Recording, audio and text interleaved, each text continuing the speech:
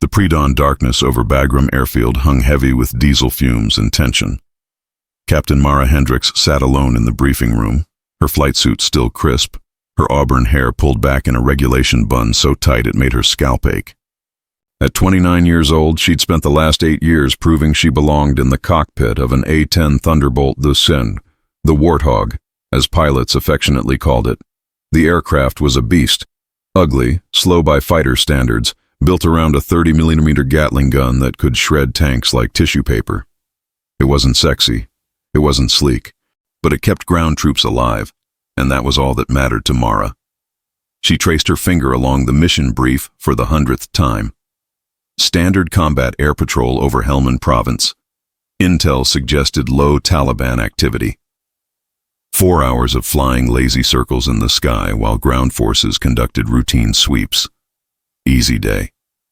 Her instincts screamed otherwise. Hendricks. The voice cut through her thoughts. Major Dale Brunson stood in the doorway, his weathered face carved from years of combat flying. He was old guard, a veteran of Desert Storm, and he'd made his opinions about female combat pilots crystal clear from day one. "You're up in 20. Try not to scratch my aircraft." Mara stood, meeting his eyes with the steady calm that had become her armor. "Yes, sir. I'll bring her back prettier than I found her." Brunson's jaw tightened. "This isn't a joke, Captain. You're supporting SEAL Team 6 reconnaissance operations today. They're our best. They don't need you playing cowboy up there." "Understood, sir." She kept her voice neutral, professional. Inside, the familiar burn of being underestimated flared hot. He turned to leave, then paused. "And Hendricks, stick to your assigned altitude. No unauthorized low passes, no heroics. By the book. Always, sir." The lie tasted like copper on her tongue. Mara walked across the tarmac as the sun began bleeding orange across the Afghan horizon. Her A-10 waited like a patient guardian, gray, angular, lethal.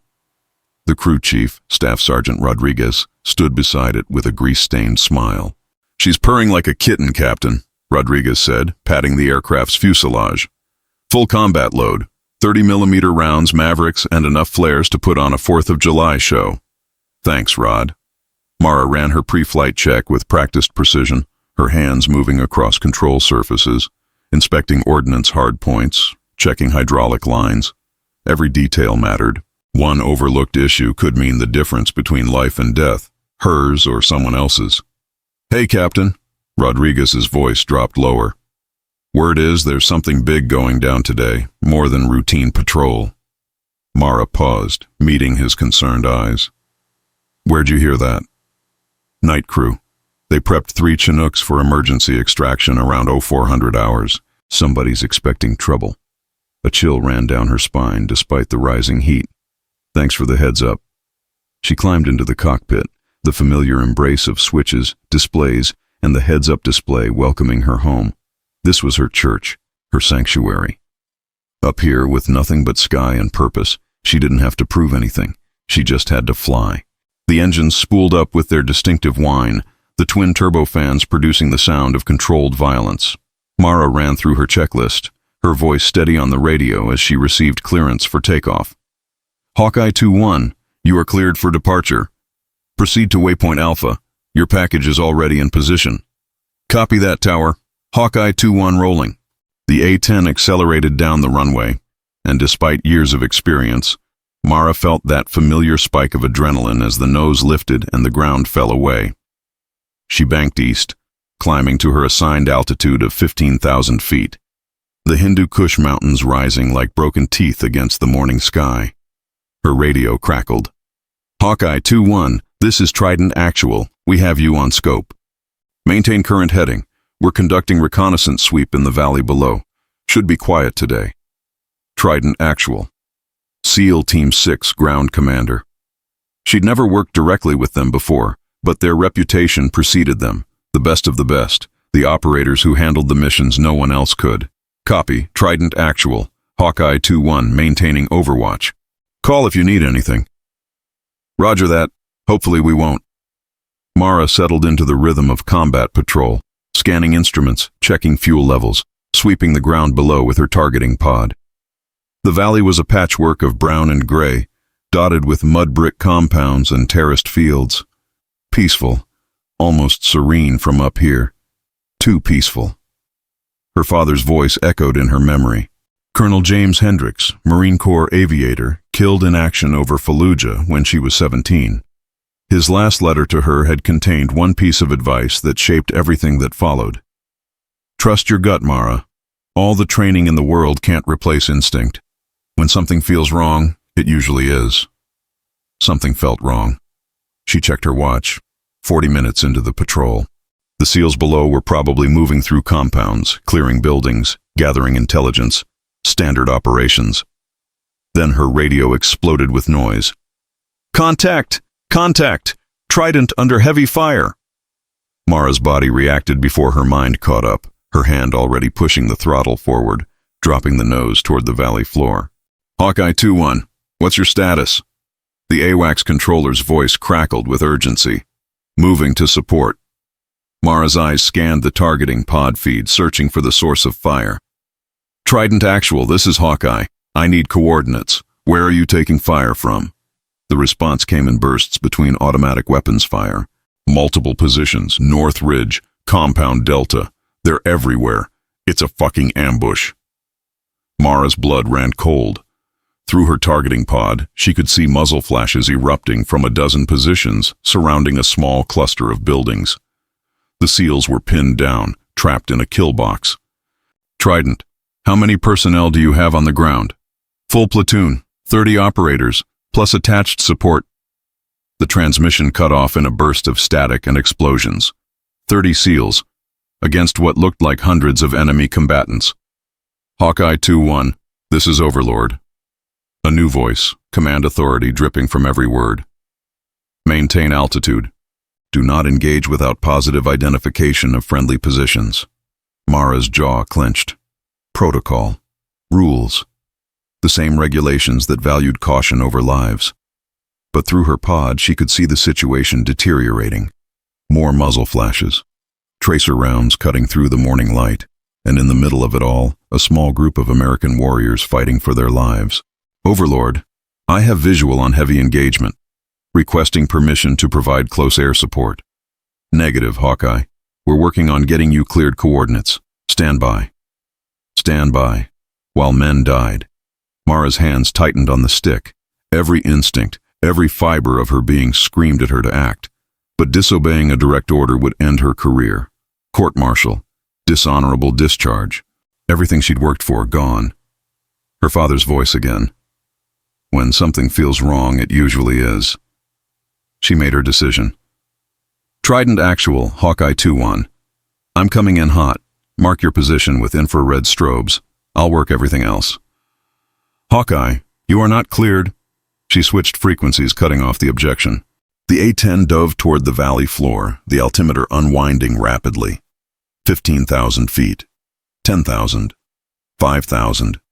She leveled off at 500 feet above ground level, dangerously low, close enough to see individual figures running between buildings. Her targeting pod painted the battlefield in crystal clarity. She could see the SEALs now, a tight defensive perimeter in and around two buildings, laying down suppressing fire against overwhelming numbers. She could see the enemy positions, rooftops, windows, trenches dug into the hillside. And she could see something else, something that made her heart stop. More fighters, hundreds of them, moving down from the northern ridge in organized waves. This wasn't a random ambush. This was a planned assault, designed to overwhelm and annihilate the American position. Trident, Hawkeye, you've got approximately 300 combatants converging on your position from the north. ETA 5 minutes. The response came back grim and resigned. Copy that, Hawkeye. We're already down 3 men, running low on ammo. If those reinforcements hit us, we're done. 300 against 30, minus 3 casualties. Math that added up to a massacre, unless she could change the equation. Mara armed her 30mm cannon, the targeting reticle dancing across her heads-up display. She'd have to be surgical, precise. One mistake, one round landing in the wrong place, and she'd kill the men she was trying to save. Trident, I'm making a gun run on the northern positions. Stay tight. Hawkeye, we're painting our position now. Please tell me you're as good as your reputation. reputation. The whispers that followed her through every ready room, every officer's club. The female pilot who thought she could fly with the boys, who didn't have the strength, the aggression, the killer instinct. Time to show them what reputation really meant. She rolled the A-10 into a diving attack, the targeting pipper settling on a cluster of enemy fighters moving through an open field. Her finger found the trigger. The aircraft shuddered as the GAU-8 Avenger cannon unleashed hell, a 2-second burst that sent 70 rounds of depleted uranium downrange at 3,900 rounds per minute. The sound was distinctive, unmistakable. A deep, grinding brrrr that could be felt in the chest from miles away. Through her canopy, she saw the devastating impact. The enemy formation simply ceased to exist, bodies and equipment torn apart by rounds designed to destroy armored vehicles. She pulled up hard, banking right, already lining up her next pass. "Hawkeye, you are not cleared for engagement!" The command frequency screamed in her ear. "Break off immediately!" She ignored it, switched back to the ground frequency. "Trident, guns on the eastern compound. Danger close. Keep your heads down." "Do it!" Another run, another brrrt. Another enemy position turned to devastation. The Taliban fighters scattered, confused by the unexpected aerial assault. But they were disciplined, well-trained. They began focusing fire on her aircraft. Tracers arced up through the sky, green lines of death reaching for her. Mara jinked left, then right, the A-10 responding like a lumbering bull, not graceful but tough as hell. The aircraft could take hits that would drop any other plane from the sky. Still, she heard the impacts. Metal striking metal. Warning lights flickered on her dashboard. "Hawkeye, we're taking effective fire on your position." Trident Actual's voice carried genuine concern. "You're too low. Pull up." "Negative. I'm not leaving until you're clear." She made run after run, each pass calculated to within meters of friendly positions. The 30mm cannon. Maverick missiles on hardened structures. Even her training flares dumped over enemy positions to blind and disorient. Minutes felt like hours. Her arms ached from wrestling the stick. Sweat stung her eyes. Warning indicators lit up her dashboard like a Christmas tree. And then, through the chaos, she saw them. The reinforcements. The 300 fighters who'd been moving down from the ridge. They'd stopped, taking cover, hesitant to advance under the devastating air cover. But she was running out of ammunition. Out of time. Out of options. "Trident, Hawkeye. I'm Winchester on gun rounds, down to 2 Mavericks. What's your extraction status?" "Negative extraction. All birds are supporting operations in Kandahar. Earliest pickup is 90 minutes. 90 minutes. An eternity in combat." "Copy that." Mara's mind raced, calculating angles, fuel, weapons remaining. "Then I guess I'm sticking around." For the next hour and 17 minutes, Captain Mara Hendricks turned her A-10 into a shield. She made dummy passes with no ammunition, bluffing the enemy into keeping their heads down.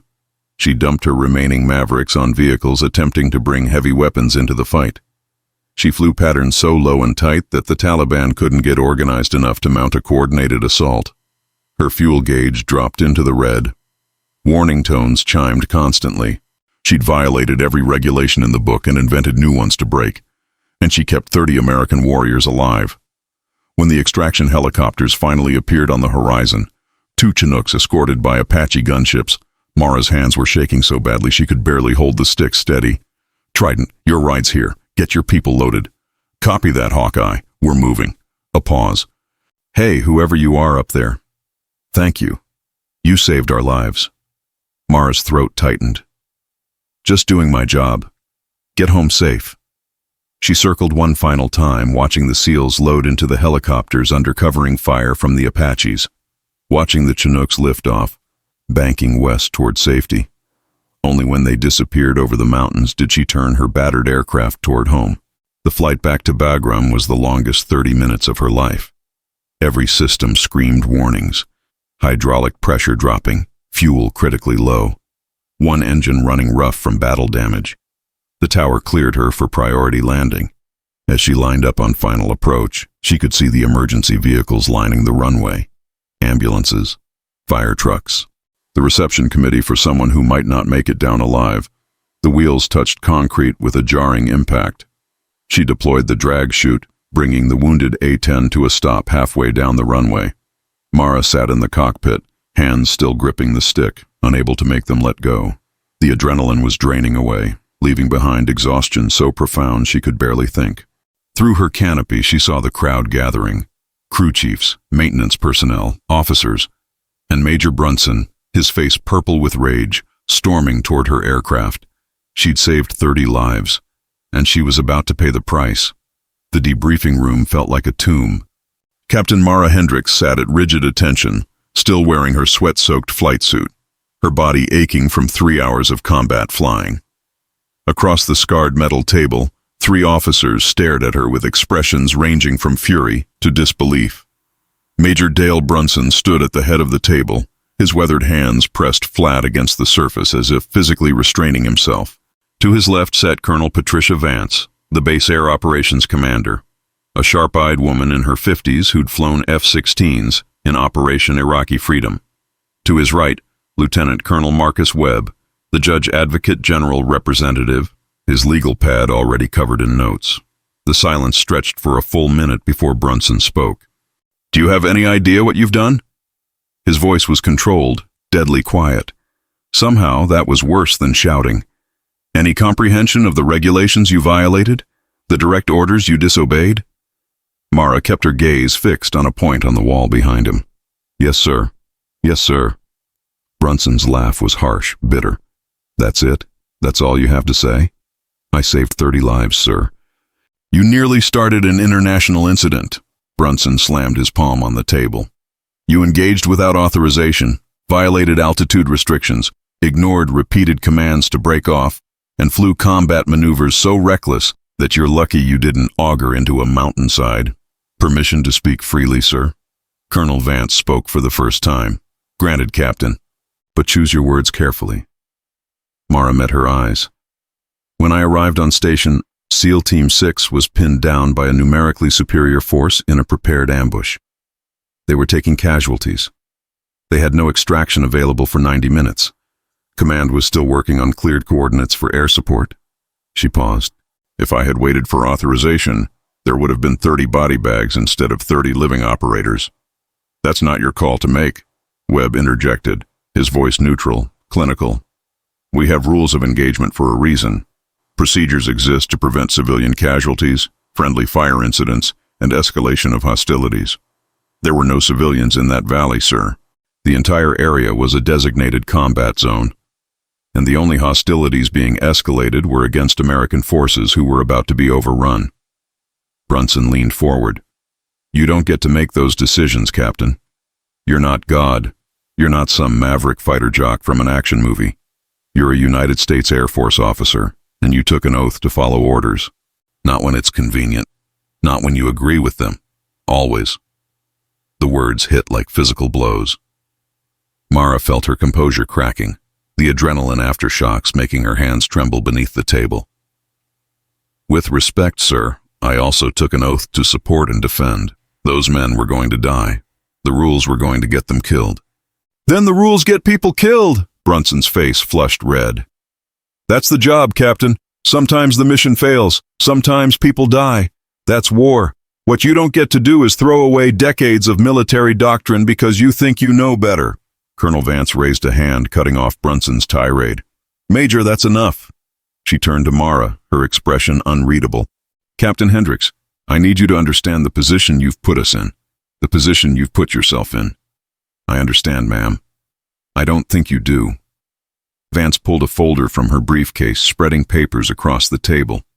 Article 92 of the Uniform Code of Military Justice. Failure to obey a lawful order. Article 110. Improper hazarding of a vessel, or in this case, an aircraft. Multiple violations of tactical directives and rules of engagement. Any one of these charges could end your career. Combined. She shook her head. "You're looking at court-martial, possible jail time, dishonorable discharge." The words should have terrified her, should have made her beg for mercy, promise to never disobey again. Instead, Mara felt a strange calm settle over her. "If those are the consequences for saving American lives, ma'am, Then I'll accept them. Brunson made a sound of disgust. Martyr complex. Perfect. That's exactly what we need. It's not martyrdom, sir. It's mathematics. 30 operators against 300 Taliban fighters with heavy weapons, and no air support equals 30 dead Americans. I changed that equation. Whatever happens to me is worth that outcome. Lieutenant Colonel Webb set down his pen. Captain, I need to ask you a direct question, and I need an honest answer. When you heard the command to maintain altitude and wait for clearance, did you believe that order was unlawful? Mara considered carefully. This was the legal trap, the question that would determine whether she faced military justice or merely administrative punishment. No, sir. The order was lawful. It followed standard protocol for unclear battlefield conditions. Then you knowingly and willfully disobeyed a lawful order. Yes, sir. Why? Because protocol didn't account for the reality on the ground. The procedures assumed we had time to verify friendly positions and clear engagement zones. We didn't have time. Every second of delay meant more Americans dying. I had the training, the weapons, and the ability to intervene. Doing nothing would have been a choice that resulted in casualties I could have prevented. Webb made notes. So you're arguing necessity as a defense? I'm not arguing anything, sir. I violated orders. I accept responsibility. But I won't apologize for the outcome. Brunson threw up his hands. Unbelievable. Absolutely unbelievable. Colonel, we need to move forward with court-martial proceedings immediately. We cannot allow this kind of cowboy behavior to go unpunished. The entire chain of command. The door to the debriefing room opened. A man entered, and the energy in the room transformed instantly. He wore no insignia, no rank, just unmarked tactical clothing that had seen hard use. His face was weathered, scarred, carrying the weight of years spent in places that didn't officially exist. But his eyes, steel gray and absolutely steady, commanded more authority than any uniform. Everyone in the room stood. As you were. His voice was quiet, but it carried absolute command. He looked directly at Mara. Captain Hendricks? Yes, sir. I'm Commander Kellerman, SEAL Team 6, Trident Actual. He moved to the table, placing a hand on its surface. I understand you're facing disciplinary action for the engagement this morning. Brunson found his voice. Commander, with respect, this is an Air Force internal matter. With respect, Major, it's really not. Kellerman didn't raise his voice. Didn't need to. Captain Hendricks provided close air support to my team under fire. She's the reason 30 of my operators are alive right now. That makes it very much my concern. She violated direct orders. She saved my men. Kellerman's eyes hardened. While your command was still debating protocols and clearance procedures, Captain Hendricks was putting rounds on target within meters of our position. She flew for over an hour under effective enemy fire, with critical battle damage, keeping a numerically superior force from overrunning our position. He paused. In my 23 years as a SEAL, I've worked with a lot of air support. Good pilots, great pilots. But what Captain Hendricks did this morning goes beyond technical skill. That was warrior instinct. That was someone who understood that rules exist to support the mission, not replace it. Colonel Vance spoke carefully. Commander, we understand your gratitude, but we have regulations. I'm not offering gratitude, Colonel. I'm offering testimony. Kellerman pulled a small recording device from his pocket. This is combat footage from my helmet camera. The enemy force that hit us was approximately 400 strong, not 300. They had RPGs, heavy machine guns, and what appears to be at least 2 DSHK anti-aircraft guns specifically positioned to engage air support. He looked at Mara. Captain Hendricks engaged those positions without altitude advantage, without standoff range, and without any margin for error. She took multiple hits to her aircraft. One round passed within 6 inches of her fuel tank. If it had hit a foot to the left, she'd be dead, and so would my entire team. The room fell silent. So here's what's going to happen. Kellerman continued. You can court-martial Captain Hendricks if you want. You can make an example of her. You can follow every regulation in the book. And when you do, I'll testify that the Air Force values protocol over protecting the lives of American warriors. I'll make sure every operator, every special forces soldier, every grunt in a fire base knows that when they call for help, they better hope the pilot on station is willing to break the rules, because following them gets people killed." His words hung in the air like a threat and a promise. Brunson's face had gone pale. "Commander, you can't..." "Can't what, Major? Tell the truth? I absolutely can." Kellerman turned to leave, then paused at the door. "Captain Hendricks, my team and I owe you our lives. Whatever happens here, you have our loyalty. Always." He looked back at the assembled officers. "I suggest you think very carefully about how you want to proceed." The door closed behind him. For a long moment, nobody spoke. Then Colonel Vance gathered her papers with decisive movements. "Major Brunson, Lieutenant Colonel Webb, this debriefing is concluded. Captain Hendricks, you're dismissed. Remain on base and available for further questioning." "Yes, ma'am." Mara stood, saluted, and walked out of the room on legs that barely supported her weight. The corridor outside was empty, the afternoon heat baking through the temporary building's metal walls. She made it approximately 20 feet before her legs gave out, and she slumped against the wall, sliding down to sit on the concrete floor. Her hands were shaking again. Her breath came in short gasps. The adrenaline crash was hitting hard now, combined with the weight of what had happened, what could still happen. She'd saved 30 lives. She'd ended her career. And given the choice again, she'd make the same decision. "Rough day?" Mara looked up. A woman stood in the hallway, maybe mid-30s, wearing civilian clothes but moving with military bearing. She had kind eyes and a slight smile. "You could say that," Mara managed. The woman slid down the wall to sit beside her. "I'm Dr. Sarah Chen.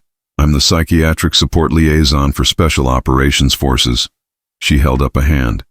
"This isn't official. I'm not here to evaluate you. I just heard what happened and thought you might need someone to talk to who isn't going to judge you or court-martial you." Despite everything, Mara almost laughed. "Is there anyone on this base who hasn't heard?" "Probably not. Word travels fast when someone does something extraordinary." Chen pulled out a water bottle, offering it to Mara. "Drink. You're dehydrated." Mara accepted it gratefully, the water cutting through the dust and exhaustion coating her throat. "Thanks. Want to tell me what you're feeling right now?" "Honestly, I don't know. Empty. Scared. Angry." Mara closed her eyes. "I knew the risks.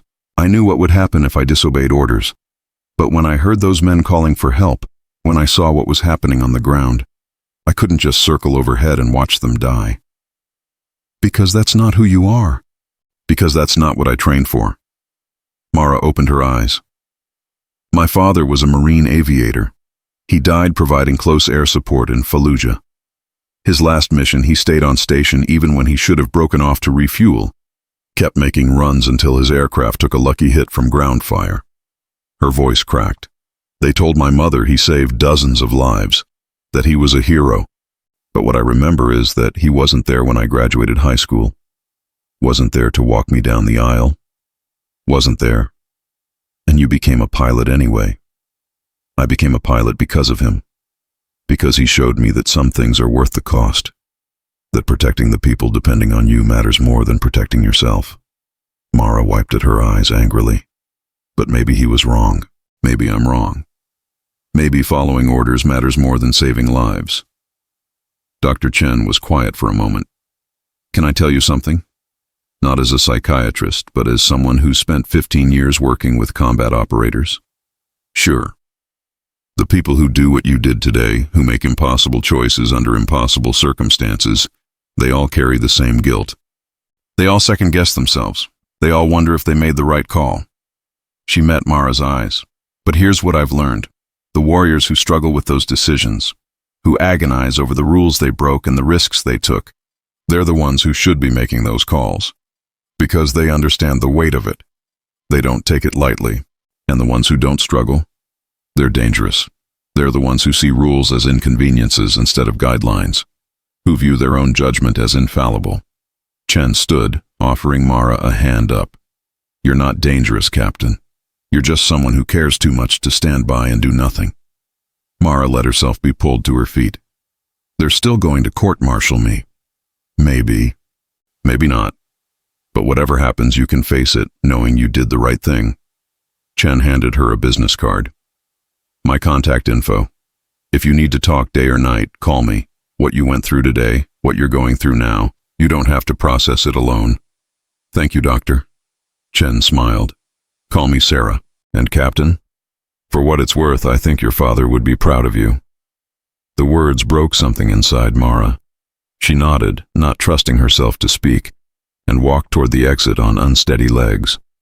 Outside, the afternoon sun was brutal, the heat radiating off the tarmac in shimmering waves. Mara walked toward her quarters, exhaustion settling into her bones. But before she reached the building, she saw them. 30 men in naval special warfare uniforms, standing in formation outside her barracks. SEAL Team 6, the operators she'd kept alive. Commander Kellerman stood at attention at the front. As Mara approached, he called out, "Attention!" As 30 warriors snapped to attention. Then, in perfect unison, they saluted. Mara stopped, stunned. Her hand moved automatically, returning the salute, but her vision blurred with tears she couldn't stop. Kellerman spoke, his voice carrying across the compound. "Captain Hendricks, Trident Team requests permission to express our gratitude." She found her voice. "Permission granted, Commander." One by one, each operator stepped forward, shaking her hand, thanking her. Some spoke of wives and children they'd get to see again. Others simply clasped her hand in both of theirs, their eyes saying what words couldn't. The last operator was younger, maybe 25, with a bandage visible beneath his uniform sleeve. "Ma'am," he said quietly, "I was one of the wounded. Took a round through the shoulder in the first 30 seconds. I was bleeding out, figured that was it." He swallowed hard. Then I heard that sound, that burt, and I knew someone was fighting for us, that we weren't alone. He straightened. "I'm getting married next month. Because of you, I'll actually be there. Thank you doesn't cover it, but thank you." Mara couldn't speak, could only nod. When they'd all paid their respects, Kellerman approached one final time. "Captain, regardless of what command decides, you're one of us now. You bled with us, fought for us. That bond doesn't break." He handed her a small metal coin, a SEAL Team challenge coin, worn from years of handling.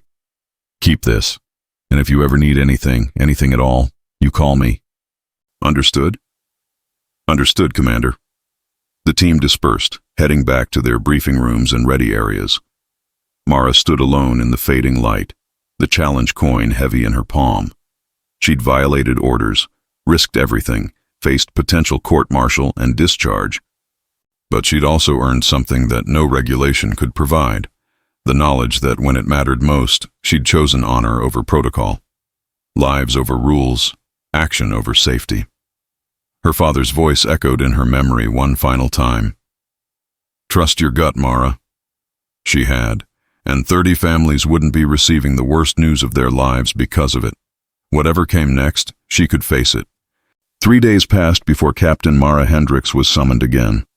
3 days of isolation in her quarters, confined to base, forbidden from speaking to media or fellow pilots about the engagement.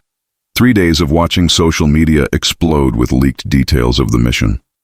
3 days of becoming a symbol, hero to some, reckless maverick to others. The messages started within hours. Her phone, confiscated for operational security, had been returned with 847 unread texts. News outlets requesting interviews. Military advocacy groups claiming her as their champion. Veterans organizations demanding she receive the Medal of Honor. Others calling for her immediate dismissal from service. She ignored them all. Instead, she spent her days running the flight path in her mind, analyzing every decision, every maneuver, every second of the engagement, looking for mistakes, looking for what she could have done differently, and she kept coming to the same conclusion. Given the same situation, she'd make the same choices. On the 4th morning, Staff Sergeant Rodriguez appeared at her door. "Captain, you're wanted at the command building. Building 3, Conference Room A." Mara pulled on her service uniform, ensuring every detail was perfect. If this was her court-martial notification, she'd face it with dignity. The walk across base felt surreal. Personnel stopped what they were doing to watch her pass. Some nodded, Some saluted, some just stared. She kept her eyes forward, her bearing military precise. Building 3 was the nerve center of Bagram's air operations. Inside, the air conditioning was a shock after the brutal heat outside. A young airman escorted her to the conference room, knocked once, and opened the door. Mara stepped inside and froze. The room was packed. Colonel Vance sat at the head of the table, but de continuer she wasn't alone. To her right sat a 2-star general Mara didn't recognize, his uniform bearing the insignia of Air Combat Command. Beside him, a Navy captain in dress whites, clearly the SEAL Team 6 liaison. Lieutenant Colonel Webb was there, along with Major Brunson, whose expression could have curdled milk. And at the far end of the room, standing rather than sitting, was a civilian in an expensive suit. He had the polished look of Washington power, gray hair, sharp eyes, and the confident bearing of someone used to being the most important person in any room. "Captain Hendricks, please sit." Colonel Vance gestured to an empty chair. Mara sat at attention, hands folded in her lap, heart hammering. The general spoke first. "Captain, I'm Major General Ronald Driscoll, Air Combat Command. I flew A-10s in the First Gulf War, so I understand your aircraft and its capabilities." He paused. "I've spent the last 72 hours reviewing every aspect of your engagement. Flight data recorder, radio communications, weapons camera footage, damage reports." He leaned forward. "I've also reviewed your service record. Top of your class at the Air Force Academy. Highest marks in tactical training. 4 years of exemplary service. 0 disciplinary incidents." His eyes held hers. "And now this." "Yes, sir." "Tell me, Captain, when you heard the order to maintain altitude and wait for clearance, what went through your mind?" Mara chose her words carefully. "Sir, my first thought was to comply. I've been trained to trust the chain of command, to understand that commanders have information I may not have access to." "And your second thought?" "That the order assumed a tactical situation that didn't match reality. That by the time clearance came through, it would be too late." Driscoll nodded slowly. "You understand that what you're describing is every pilot's nightmare scenario, the moment where doctrine and reality diverge, where you have to choose between following orders and following your judgment." "Yes, sir." "And you chose judgment." "I chose the mission, sir. The mission is to protect American forces. Everything else serves that purpose." Major Brunson couldn't contain himself. "The mission is to follow orders, Captain. That's what separates military from mercenaries. Discipline, chain of command. Without that, 30 SEALs are dead." The civilian spoke for the first time, his voice carrying quiet authority.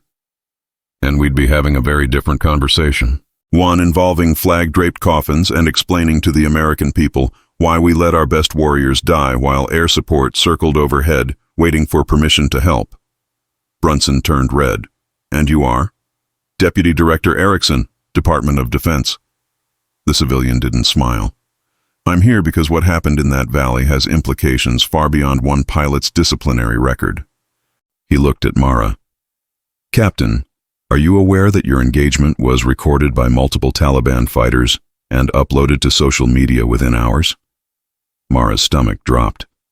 "No, sir, I was not." Erickson pulled out a tablet, tapping the screen. "Al Jazeera aired footage yesterday. So did the BBC, and this morning it hit American networks." He turned the tablet toward her. "You've become internationally famous, Captain, and not everyone is happy about it." The video showed grainy cell phone footage from the ground, looking up at an A-10 making a low pass. The distinctive BRRT of the 30mm cannon was unmistakable. Then the camera panned to show devastation. Destroyed vehicles, Taliban fighters running, chaos and confusion. The voiceover was in Pashto, but subtitles translated, "The American Devil pilot. She killed hundreds of our brothers. She has no mercy. She is worse than any man." Mara's hands clenched. "They're calling me she?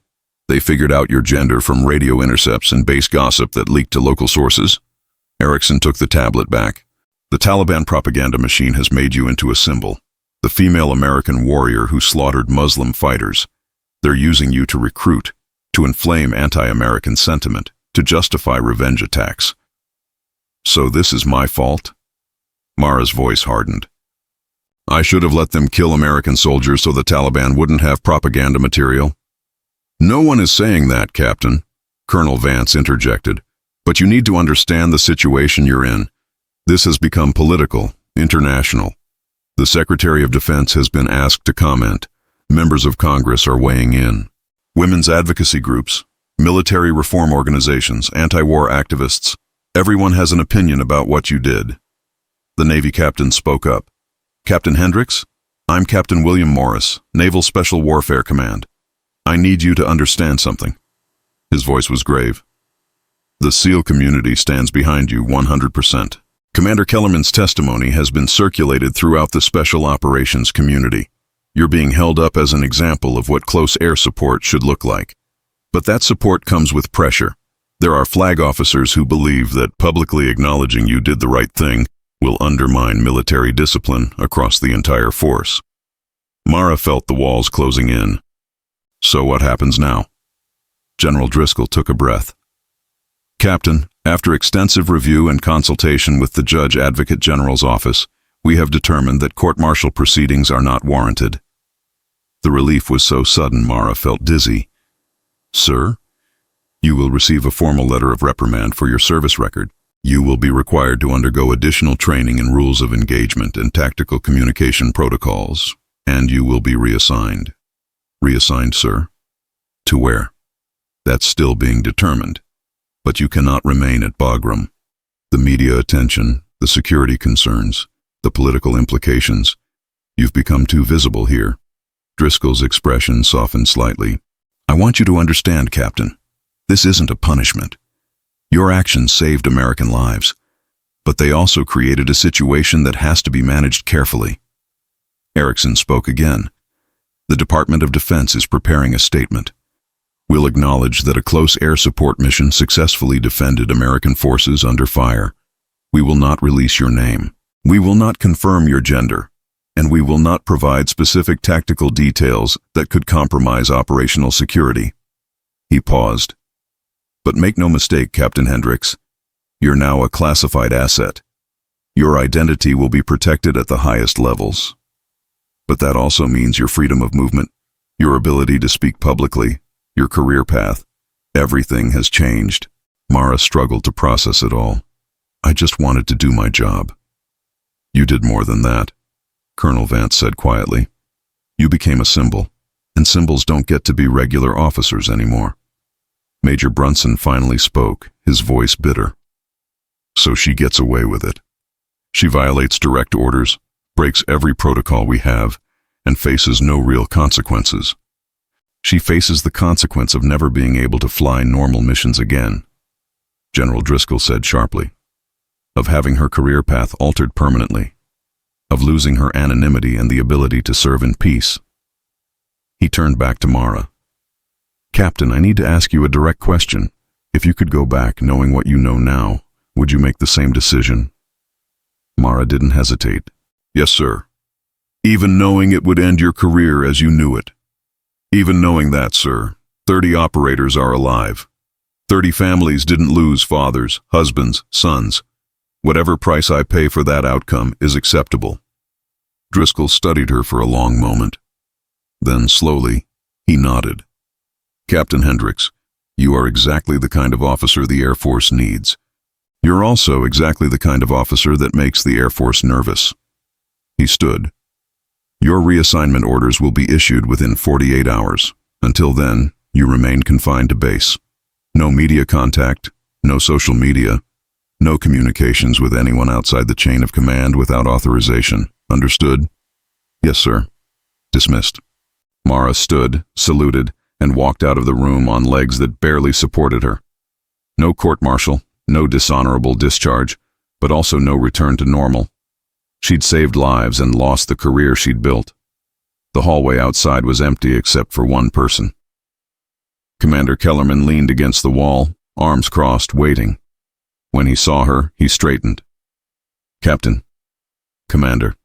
I thought you'd have been shipped back to your team by now. We leave tomorrow, but I wanted to talk to you before we did. He gestured down the hallway. Walk with me.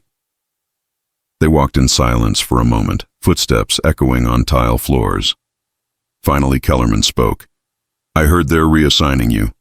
Word travels fast. In the special operations community? Always. He glanced at her. Can I give you some advice? From someone who's been where you are? Please. You're going to struggle with this, with the cost of your choices. You're going to lie awake nights wondering if it was worth it, if you made the right call, if there was another way. He stopped walking, turning to face her. I've been operating for 23 years. I've made calls that got people killed. I've made calls that saved lives. And I've learned one thing. You can't command from a place of certainty. You can only command from a place of commitment to your values. And if my values don't match military doctrine, then you have to decide what matters more. Kellerman's expression was serious. The military needs warriors like you, Captain. People who understand that rules exist to support mission success, not replace it. But the military also needs order, discipline, trust in the chain of command. Those two things are always in tension, and sometimes, like what happened with you, that tension breaks.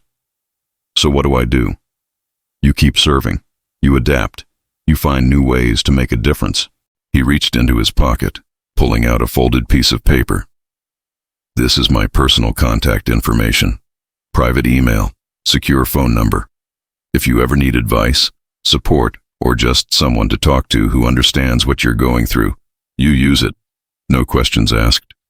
Mara took the paper, overwhelmed. Why? You barely know me. Because you're one of us now. Because you prove that when it counts, you'll do whatever it takes to bring everyone home. Kellerman's voice roughened. 3 of my operators would be dead if you'd followed orders. One of them is my godson. He's 24 years old, just got married last year. His wife is pregnant with their first child. He paused. Because of you, he'll be there when his daughter is born. He'll walk her down the aisle someday. He'll have a life. Tears stung Mara's eyes. I just did what anyone would have done. No, you did what a warrior does. There's a difference. Kellerman offered his hand. Stay strong, Captain, and remember, you're never alone in this. They shook hands, and Kellerman walked away, leaving Mara standing in the empty hallway with the weight of everything pressing down on her shoulders. That night, alone in her quarters, Mara finally allowed herself to break down. She cried for the career she'd lost, for the future that had been rewritten, for the burden of being a symbol instead of just a pilot. But she also cried in relief, because 30 men were alive, because she'd honored her father's memory, because when the moment came, she'd chosen courage over comfort. And as the tears finally stopped and exhaustion pulled her towards sleep, Mara felt something she hadn't felt in days. Peace. She'd done the right thing. Whatever came next, she could face it knowing that. 6 months later, Edwards Air Force Base, California. The high desert stretched endlessly in every direction, heat shimmering off the dry lake bed where experimental aircraft had been testing the limits of flight for generations. Captain Mara Hendricks stood in the shadow of a hangar, watching a test pilot put an F-35 through its paces overhead.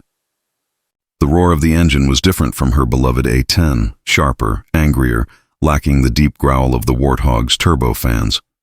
She missed it, missed everything about combat flying. Her reassignment had been carefully calculated. She was now an instructor at the USAF Weapons School, teaching close air support tactics to the next generation of pilots. It was important work, prestigious even. Officers competed for assignments here, but it wasn't the same as being in the fight. Captain Hendricks? She turned. A young airman stood at attention, holding an envelope. Ma'am, this just came through for you. Priority classification. Mara took the envelope, noting the seal. Department of Defense, Office of the Secretary. Her hands were steady as she opened it, years of discipline controlling the spike of anxiety. Inside was a single sheet of paper and a set of orders. She read it twice, not quite believing the words. Ma'am? The airman looked concerned. Is everything all right? Yes. Mara's voice was distant, stunned. Thank you, airman. Dismissed. He saluted and left. Mara read the letter a third time. Captain Hendricks, Your presence is requested at the Pentagon on December 15th for a classified briefing regarding a new operational initiative. Transportation and accommodation details are enclosed. This summons carries the authority of the Secretary of Defense and the Chairman of the Joint Chiefs of Staff. Attendance is mandatory. Discuss with no one. 3 weeks away. Mara folded the letter carefully, her mind racing through possibilities. A classified initiative. The Pentagon. The highest levels of military authority. Either she was being promoted to something extraordinary, or they'd finally decided to court-martial her quietly. The weeks crawled by. Mara threw herself into teaching, spending 14-hour days in classrooms and simulators, shaping young pilots who hung on her every word. Her reputation had preceded her, the woman who'd defied orders to save the SEALs. Some students idolized her. Others approached her with caution, wary of the maverick instructor who might teach them to break rules. She taught them something different. The difference between rules and principles, between doctrine and wisdom, between following orders blindly and understanding the mission well enough to know when deviation was necessary. The manual will teach you how to fly, she told one class. Experience will teach you when to trust the manual and when to trust your gut. The challenge is learning which is which. A student raised her hand, Lieutenant Sarah Chen, no relation to the psychiatrist, but equally sharp. Ma'am, how do you know? In the moment when everything's happening fast, how do you make that call? Mara considered the question carefully. You ask yourself 3 questions. First, do I understand the situation better than the person giving the order? Second, will following this order result in an outcome that contradicts the core mission? Third, am I willing to accept full responsibility for the consequences of my choice? She paused. If you can answer yes to all 3, then you have a decision to make. Not an easy one. Not one without cost. But a decision nonetheless. Another student, Lieutenant Marcus Reed, spoke up. And if you're wrong? If you disobey and it turns out you misread the situation? Then you face the consequences with integrity. You don't make excuses. You don't blame others. You own it completely. Mara met his eyes. But here's what I've learned. The times I've regretted most in my career aren't the times I broke rules and faced punishment. They're the times I followed rules and watched preventable disasters unfold because I was too afraid to act. The classroom fell silent. These young pilots, most barely out of their mid-20s, were absorbing lessons that transcended flight manuals and tactical doctrine. Ma'am, Lieutenant Chen said quietly, is it true? What they say about the engagement at Bagram? Mara had been waiting for this question. It came up eventually, in every class. What do they say? That you saved 30 SEALs by disobeying direct orders. That you flew for over an hour under fire with a damaged aircraft. That the Taliban put a bounty on your head. The room waited, every eye on her. I can confirm that I participated in a close air support mission in Afghanistan that successfully defended American forces under fire. Beyond that, the specific details remain classified. She allowed a slight smile. But I can tell you this, when you're up there, and someone is calling for help, and you have the ability to make a difference, everything else becomes secondary. The fear, the consequences, even your own life. All that matters is bringing everyone home. The students absorbed this. And in their eyes, Mara saw understanding beginning to form, not just of tactics and doctrine, but of what it meant to be a warrior. December 15th arrived cold and crisp. Mara flew commercial to Washington, D.C., wearing civilian clothes, carrying only a small duffel bag. The Pentagon was an hour's drive from Dulles Airport, and she spent the entire ride trying to calm the butterflies in her stomach. Security at the Pentagon was exhaustive. Multiple checkpoints, ID verification, biometric scans. Finally, she was escorted deep into the building, down corridors that grew progressively more austere and official, until she reached a conference room guarded by 2 armed Marines. Captain Hendricks, one said, checking her ID against a list. They're waiting for you inside. The door opened. The room was smaller than she expected, dominated by a conference table surrounded by a dozen people in military uniforms and civilian suits. At the head sat a 4-star general she recognized immediately from news broadcasts, General Marcus Thornton, chairman of the Joint Chiefs of Staff. Beside him sat Secretary of Defense Patricia Morrison, a former senator known for her sharp intellect and sharper political instincts. And around the table, representatives from every branch of service and multiple intelligence agencies. Captain Hendricks, please sit. General Thornton's voice was gravelly, authoritative. Thank you for coming. Mara sat, hyper-aware that she was probably the lowest-ranking person in the room by a considerable margin. Secretary Morrison spoke first. Captain, what we're about to discuss is classified at the highest levels.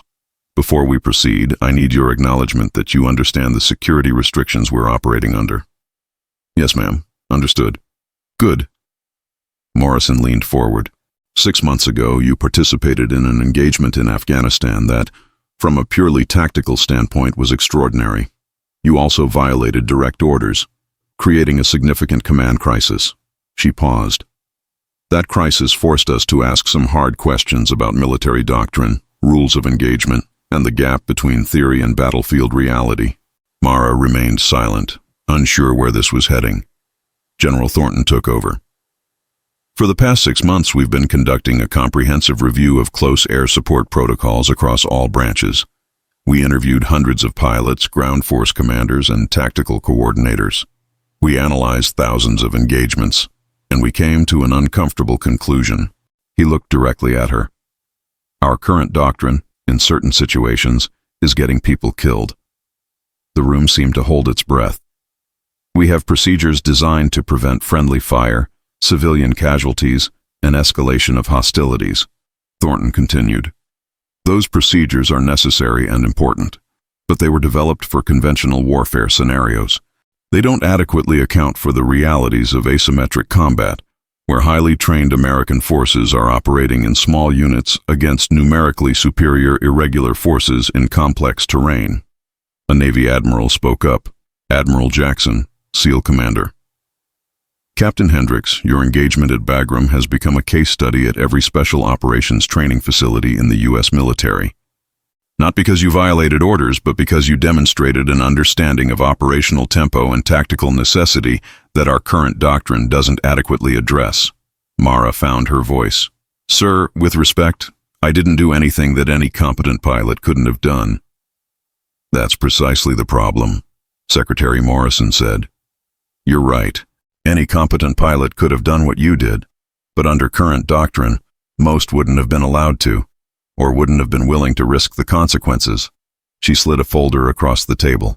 That's why we're here. Mara opened the folder. Inside were briefing documents, organizational charts, and a single sheet with official letterhead. Joint Special Operations Command, Close Air Support, Rapid Response Initiative. She looked up, confused. Ma'am, I don't understand. General Thornton smiled, actually smiled. Captain, we're creating a new operational unit. A rapid response capability specifically designed to support special operations forces in high-risk scenarios where conventional CAS protocols may be inadequate. Pilots who have demonstrated exceptional judgment under pressure, who understand the balance between following doctrine and achieving mission success. He paused. We want you to help build it. Mara's heart hammered. Sir, I'm just an instructor. You're the person who saved 30 SEALs when everyone else was following protocols that would have gotten them killed. Admiral Jackson interrupted. You're exactly who we need for this. Secretary Morrison leaned back.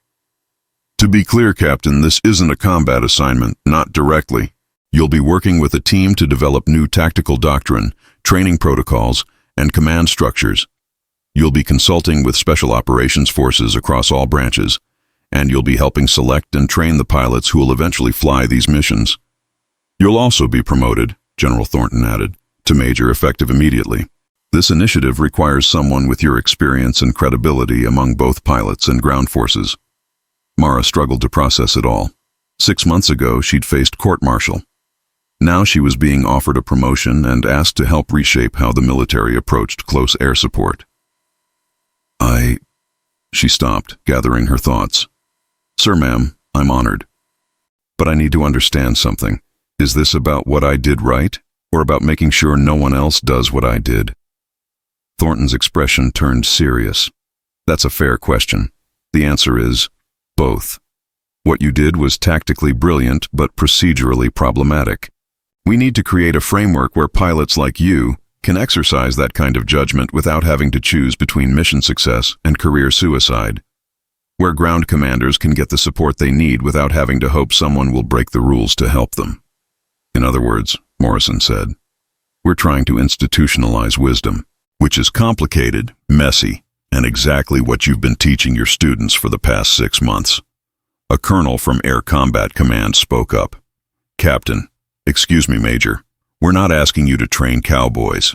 We're asking you to help train warriors who understand the difference, who know when to follow doctrine and when doctrine needs to adapt to reality. Mara looked around the room at these senior leaders, these titans of military strategy and policy, and she saw something she hadn't expected: uncertainty, humility, a genuine desire to improve. Major Hendricks, General Thornton said formally, this is a volunteer position. If you decline, there will be no negative consequences to your career. You can return to your instructor position at Edwards and continue making a difference there. But we believe you have more to offer. We believe your experience and perspective are exactly what this initiative needs. He paused. So I'm asking, will you join us? Mara thought of her father, thought of Commander Kellerman and his 30 operators, thought of the young pilots she'd been teaching, who needed better doctrine than what nearly got her court-martialed. She thought of that moment in the sky over Afghanistan, when she'd made the hardest choice of her life, and she knew there was only one answer. Yes, sir, I'm in. The next 6 months were a whirlwind. Major Mara Hendricks found herself at the center of a revolution in military doctrine. She worked 18-hour days with teams of pilots, special operators, intelligence analysts, and legal experts. They dissected hundreds of combat engagements, looking for patterns, looking for the moments where doctrine failed reality. They developed new protocols, not rigid rules, but flexible frameworks that empowered tactical commanders to make informed decisions. They created training scenarios that forced pilots to grapple with the tension between orders and outcomes. They built assessment criteria to identify pilots who had the judgment to handle ambiguous situations. And they tested everything, over and over, in simulators and training ranges, pushing the limits of what was possible. Mara also traveled to Fort Bragg, to Camp Pendleton, to Naval Station Norfolk, meeting with special operations units, listening to their experiences, incorporating their insights. She became a bridge between the air and ground, translating needs and capabilities in both directions. Her reputation evolved. She was no longer just the pilot who'd broken the rules. She became the architect of better rules, the woman who'd turned her moment of insubordination into institutional improvement. And along the way, something unexpected happened. She found peace with her choices. The guilt and second-guessing that had haunted her began to fade. Not because she'd been vindicated, but because she'd found purpose in the consequences. Her career had been derailed, yes, but it had been redirected towards something potentially more important than flying any single mission. One evening she was working late in her Pentagon office when her phone rang. The caller ID showed a blocked number. Hendricks. Major, it's Kellerman. She smiled. They'd stayed in touch, occasional emails and calls. Commander, how's the team? Good. Really good, actually. We've been testing some of your new protocols, the rapid engagement authorization process, the enhanced coordination between KAS and ground controllers. He paused. It's making a difference. Last month we had a situation in Syria. Conventional doctrine would have had us waiting 15 minutes for clearance. Your new framework got us support in under 3, saved at least a dozen lives. Mara felt warmth spread through her chest. That's good to hear. More than good. It's transformational. Kellerman's voice carried genuine emotion. What you started in that valley, what you're building now, you're changing how the military protects its people. That matters, Mara. That really matters. They talked for another 20 minutes about tactics, about upcoming training exercises, about the challenges of implementing new doctrine. And when they finally hung up, Mara sat in her office looking out at the Washington, D.C. skyline, feeling something she hadn't felt in a long time. Pride. Not the arrogant pride of being right, but the deep, quiet pride of making a meaningful difference. Epilogue. 3 years later, Lieutenant Colonel Mara Hendricks stood at the podium in the Air Force Academy auditorium, looking out at 200 eager faces. The newest class of pilots, fresh from flight school, ready to learn the art of close air support.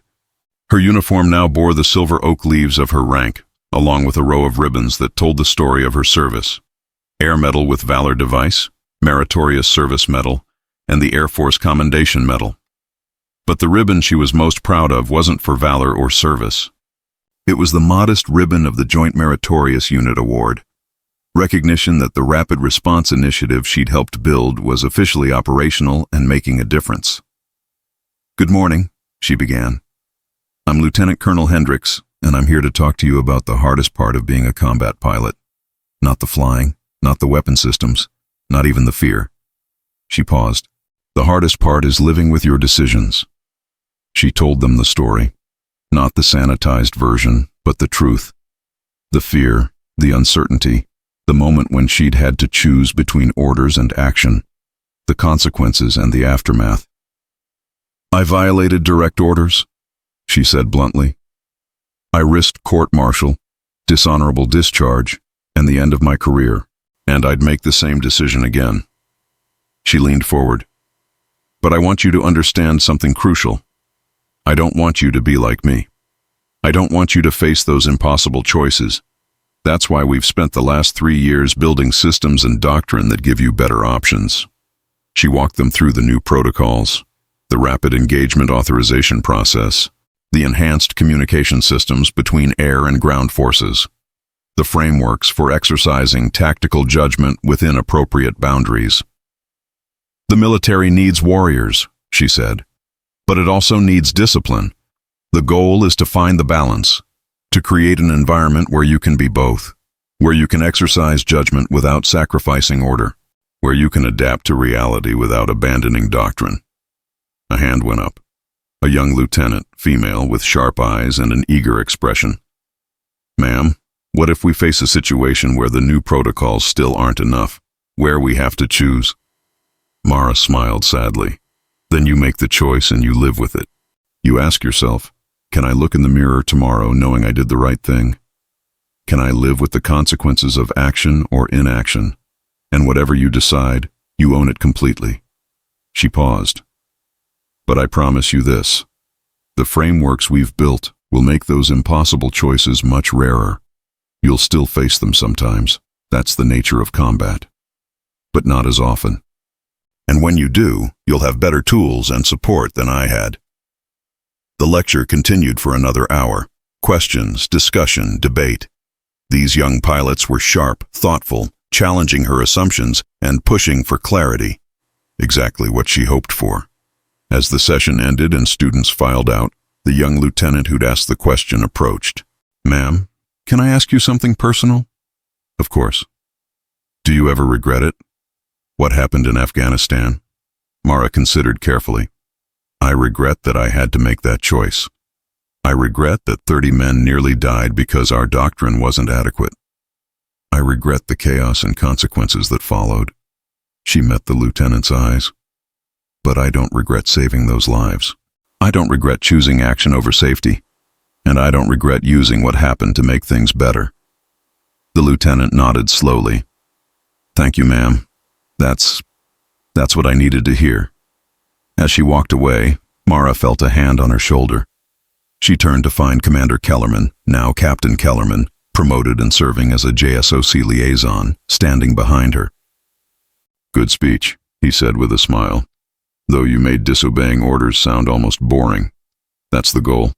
Make it so boring that people stop needing to do it." They walked together through the academy grounds, past buildings where future warriors were being shaped. "The team asks about you," Kellerman said. "The operators you saved. They're scattered across units now, but they all remember.